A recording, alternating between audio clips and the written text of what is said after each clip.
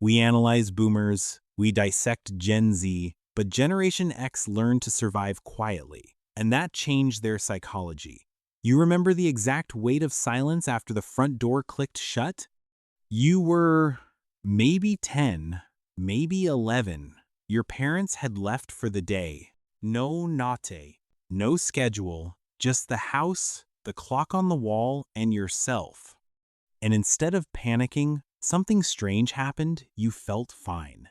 You turned on the TV, made a sandwich with whatever was in the fridge, and spent the next 3 hours doing exactly what you wanted. Nobody checked on you. Nobody structured your afternoon. And somehow you were okay.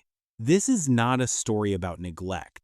This is a story about how an entire generation learned to carry itself quietly, independently, and with an ease around self-reliance that the world now finds both remarkable and slightly confusing.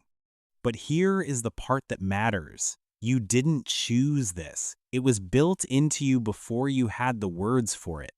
You are not broken for the way you process the world. You are not emotionally unavailable. You are not cold or indifferent or difficult to reach. What you are is someone whose brain learned very early, very efficiently, that safety was something you generated from inside yourself, not something handed to you from outside. That wiring made you who you are, and it makes more psychological sense than most people realize. Think about the world you grew up in, not as nostalgia, as data. You were raised in an era where the neighborhood was your entire universe. From dawn until the streetlights came on, no one tracked you. No one knew exactly where you were between 9 a.m. and dinner, and yet you found your way home every single time. You built an internal compass in empty lots and on bike trails and in the backyards of kids you barely knew. You learned to read social rooms without instruction because there was no adult nearby to interpret them for you. Psychologically, this is what researchers call early autonomy scaffolding, a process where children develop self-regulation, resilience, and identity not through directed experience, but through unstructured exposure to the real world. You weren't just playing, you were building a nervous system that knew how to self-settle. You learned, without anyone naming it, that discomfort was temporary, that boredom was a starting point, not an emergency, that you could figure things out. And that belief, that quiet, deep-seated conviction that you can handle whatever comes, is something that was not given to you as a gift. It was forged in the long afternoons, in the moments when you had to work something out alone. But here is the part nobody tells you. The same architecture that made you adaptable also made you private. Because when you grow up learning that you are the one who figures things out, you don't naturally reach for other people when things get hard. It's not avoidance, it's not detachment. It's that your brain built a blueprint early, a blueprint that said, you are the resource. You are the one who holds the flashlight and checks the RCA cables and reroutes the bike chain with grease-black hands. You solve problems. You move on. This shows up everywhere, even now. You don't over-explain your struggles. You don't ask for help before you've already tried 12 other things first. When someone offers support, your first instinct is to say you're fine, not because you're lying, but because some part of you genuinely believes you should be fine, that you should be able to handle it the same way you handled everything else quietly, competently, alone. This is not a flaw in your emotional development. This is the neural signature of a generation raised to be self-sufficient at an age when the brain is still forming its core assumptions about the world. There is something else built into the Gen X experience that rarely gets named directly, a profound tolerance for impermanence. You grew up in a decade of cultural upheaval. Divorce rates climbed, institutions shifted, the economic ground your parents stood on turned uncertain beneath them. And you watched all of this, not shielded from it, not explained to it, but present for it, quiet in the corner while the adults argued, reading the room, drawing your own conclusions.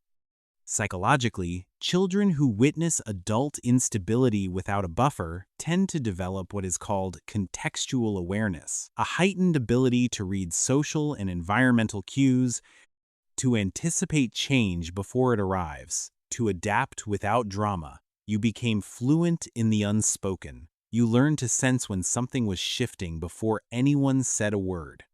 This is why Gen X tends to function beautifully in chaos. Not because you enjoy it, but because you practiced it. Your nervous system knows how to hold steady when the ground moves.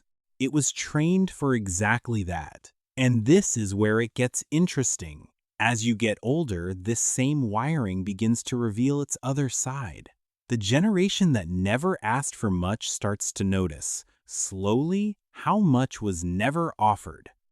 The kids who raise themselves begin to recognize, not with bitterness, but with a quiet clarity, that the independence they built was also a kind of substitution. That the self-reliance they wear so comfortably also has weight. That sometimes what looks like strength from the outside feels like a very long time of holding everything alone. This is not collapse, this is maturity. The brain, as it ages, begins to reweight its needs. The same person who could spend 3 hours alone in a house at age 10 now sometimes genuinely wants to be known, to be asked about, to let someone else hold the flashlight for a moment. That shift is not weakness developing, it is humanity surfacing. What the Gen X psychological experience really comes down to is emotional regulation through autonomy. For most of this generation, control over their own space, time, and decisions is not a preference. It is a nervous system requirement. When life becomes unpredictable, when the demands pile up, when systems fail, when people disappoint, the instinctive move is inward, not to shut down, but to recalibrate, to find that quiet room inside the self where things make sense again. It is the same feeling as being dropped off somewhere and waiting, fogging up the window with your breath, drawing shapes in the condensation. Learning, slowly, that safe was not something that came from outside. Safe was a feeling you built in your gut, and you have been carrying it ever since. Think of it as an anchor, not something that keeps you from moving, but something that keeps you from drifting when everything else around you is uncertain. That internal steadiness, that low-key confidence that you can handle what comes is your anchor. And it was built a long time ago, in the quiet hours, in the empty afternoons, in the moments when no one came to check on you and you were fine anyway. There is a particular kind of knowing that comes from having grown up the way you did. Not knowledge from books, not information from screens, but a deep, bodily understanding of how the world actually works, how chains slip and get put back on, how roofs leak if you don't overlap the boards, how the tone of a voice in the next room tells you everything you need to know about what is coming. That knowing is still in you. It has never left. You are not someone who never needed anything. You are someone who learned very early to meet their own needs with remarkable efficiency and who is only now, perhaps, giving yourself permission to notice that there might be more available than you thought. You are not hard to love. You are not emotionally guarded without reason.